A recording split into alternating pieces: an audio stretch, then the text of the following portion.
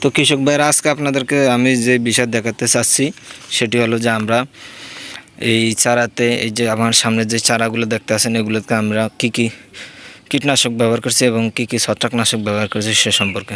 Cocopeat দিয়ে ট্রেতে বীজ বহন করেছি। এরপর আমি পর্যায়ক্রমে কোনো কীটনাশক দেইনি, কিন্তু ছত্রাকনাশক দিয়েছি। যেমন আমি কার্বনডাইজিম গ্রুপের অটোস্টিন এই চারার বয়স আজকে 12 দিন। এই চারায় আমি একবার কার্বনডাইজিম স্প্রে করেছি। তো আজকে আমি কার্বনডাইজিমের সাথে একটি ওষুধ ভিটামিন অ্যাড করব, সেটি হলো যে নাসাত। এটা হলো ট্রাইকন্ট্রোলার গ্রুপ। এই নাসাত এর কাজ হলো যে আমার যে এই টমেটো চারাগুলো দেখতেছেন, টমেটো চারাগুলো ছোট ছোট, সেজন্য আমি চাচ্ছি যে টমেটো চারাগুলো একটু দ্রুত বৃদ্ধি করব।